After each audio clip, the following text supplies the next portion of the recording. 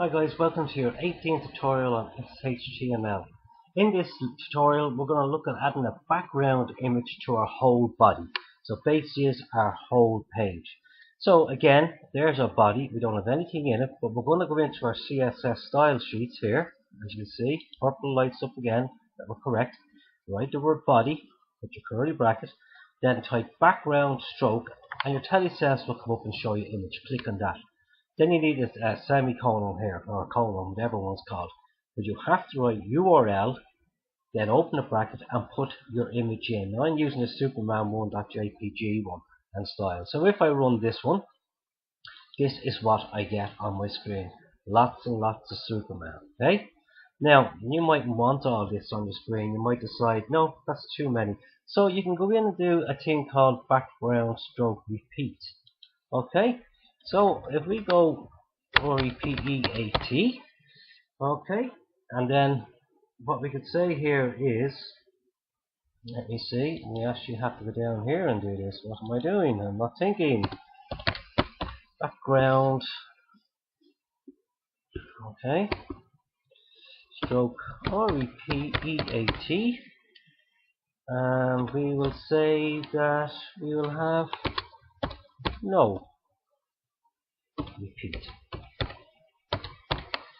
If I could type, it would be good, but I can't. And I'll go back here, my error here, guys, and just put down image there. Okay, now I'll save this, go back into my page.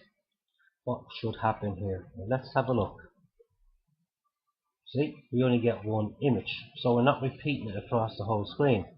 But there's other things we can do. You might want to repeat in certain styles, certain angles across the page, down the page. So if you just want to repeat across the page, you just put background stroke repeat. We take this out, okay, and we just put in X. Okay, now save that again. Let's go and refresh our web page and see what we get. Well, we didn't get what we expected to get there, but we should have got it. But why didn't we get it? Background stroke repeat X. Oh, my fault. Stroke repeat. I should have done this. Sorry, guys. This is my mistake. Repeat stroke X. Save that again. My mouse is playing up here today too.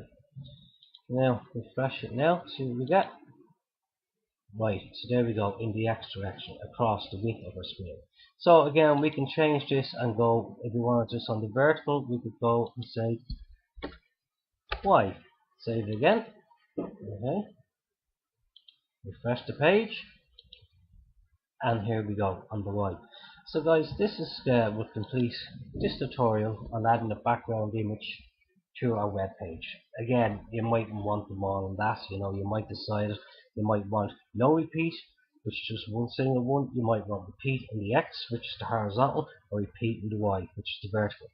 Anyway, I hope you enjoyed this tutorial, and join me in tutorial 19 and we'll move on. Thanks guys, see you later, bye bye.